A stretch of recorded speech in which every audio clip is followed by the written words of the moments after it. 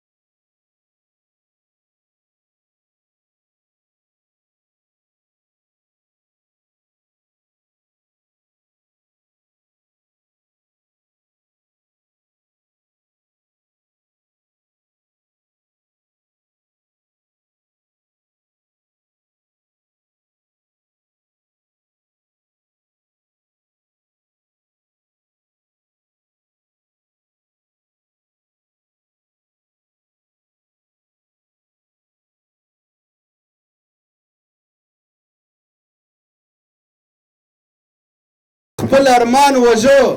بیا هم ځان ته ټیټ سترګې وما هغوی پردي بچي وژله او ملامته نه و ما خپل ارمان وژه بیا هم ځان ته ټیټ سترګې وما هغوی پردي بچي وژله او ملامته نه و موږ د چا ناز څه کول سترګې جنګول څه کول موږ خو لا کور ته رسېدلي له پرلته نه و موږ د چا ناز څه کول سترګې جنګول څه کول من خو لا کور ته رسېدلي له پرلته نه و په اور دې وسوځي چنار ومه راماتې کړمه په اور دې وسوځي چنار ومه راماتې کړمه جنګ د انګورو اوبه نه دي چې خیرات یې کړمه په اور دې وسوځي چنار ومه راماتې کړمه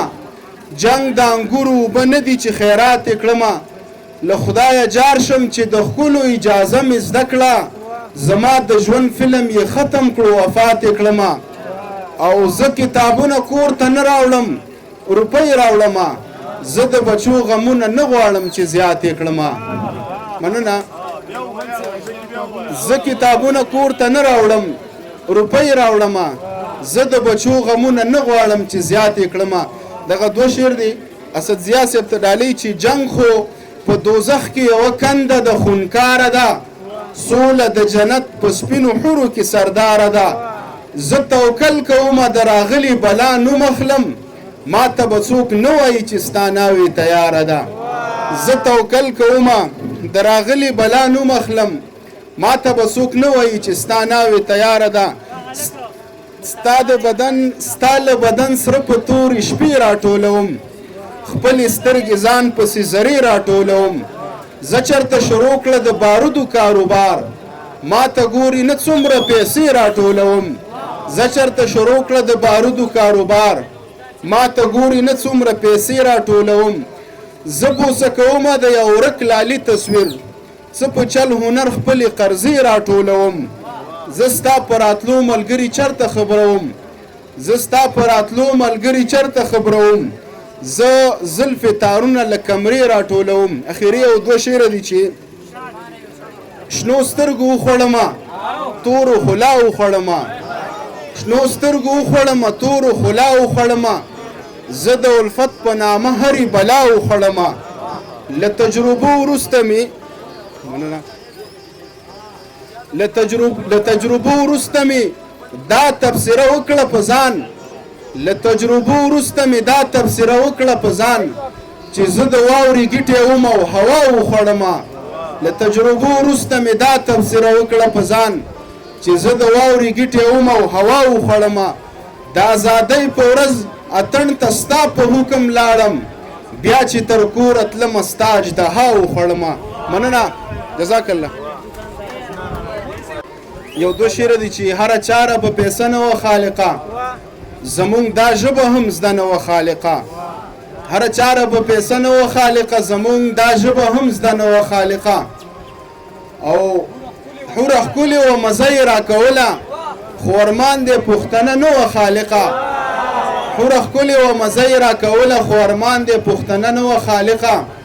د زکات پیسې مې ځکه نه ویشلې چې زما سره کیمره نه وه خالقه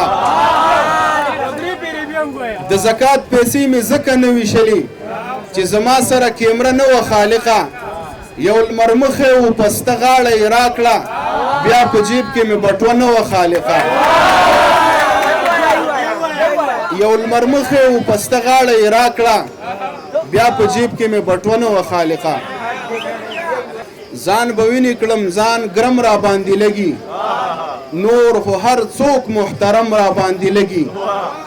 او په معذرت سره چې دا هلک دکان ته مه راولې خدایه د هندوي زوی مرحم را باندې لګي دا هلک دکان ته مه راولې خدایه د هندوي زوی مرحم را باندې لګي کیفیت دومره نږدې یمه دروړې د وجود خوشبو دې هم را باندې لګي